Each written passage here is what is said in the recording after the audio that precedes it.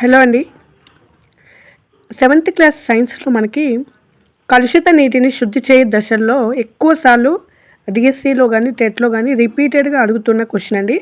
ఈ వీడియోలో మనం డిస్కస్ చేద్దాం. ఇందులో మనకి టోటల్గా 7 దశలు అనేవి ఉంటాయి.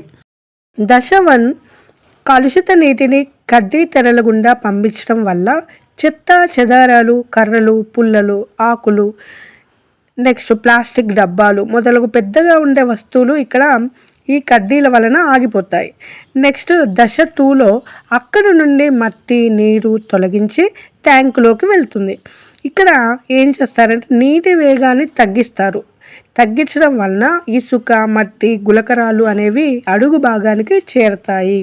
నెక్స్ట్ దశ 3లో ఏటవాలుగా ఉండే ట్యాంకులోకి నీటిని పంపి నిల్వ చేయడం వల్ల ఘన రూపంలో ఉండే విసర్జకాలు అడుగు భాగానికి చేరుతాయి.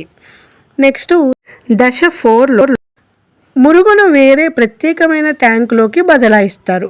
ఇక్కడ అవాయు బ్యాక్టీరియాతో దాన్ని కుళ్ళిపోయేలా చేయగా ఈ దశలో విడుదలయ్యే బయోగ్యాస్ విద్యుత్ ఉత్పత్తికి వాడతారు.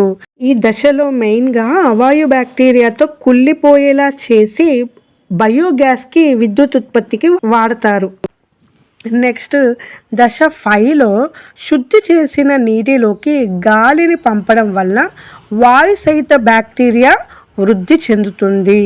ఇక్కడ శుభ్రమైన నీటిని మిగిలిపోయిన మానవ సంబంధ వ్యర్థాలు, ఆహార వ్యర్థాలు, సబ్బులు, మిగతా వ్యర్థాలను బ్యాక్టీరియా వినియోగించుకొనును.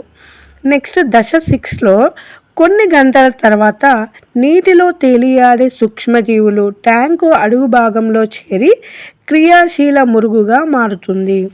తర్వాత పైనున్న నీటిని తొలగిస్తారు. దశ 7లో క్రియాశీల మురుగులో దాదాపు 97% నీరు ఉంటుంది. ఆ నీటిని ఇసుక పర్రాల ద్వారా కానీ యంత్రాల ద్వారా కానీ తొలగిస్తారు. ఈ ఎండిపోయిన మురుగును ఎరువుగా నేలలో పోషకాల పెంపుకు వాడతారు. ఇది దశ 7. ఇలా శుద్ధి చేసిన నీటిలో అతి తక్కువ పరిమాణంలో కర్బన సంబంధ పదార్థాలు, కరగని మలిన పదార్థాలు ఉంటాయి. వీటిని సముద్రాలలోకి, నదులలోకి విడుదల చేసి తర్వాత ప్రకృతి వాటిని శుభ్రం చేస్తుంది. కొన్ని సందర్భాల్లో వీటిని క్రిమిరహితంగా చేయడానికి క్లోరిన్, ఓజోన్ వాయువును పంపుతారు. ఆ తర్వాత నదుల్లోకి, భూగర్భ జలాల్లోకి వదులుతారన్నమాట. ఈ సూక్ష్మజీవిని అతివేగంగా కుళ్ళింపజేసే పద్ధతే జైవిక పద్ధతి. ఇది ఇంపార్టెంట్. ఓకేనా? మోర్ వీడియోస్ కోసం సబ్స్క్రైబ్ చేసుకోండి. Thanks for watching.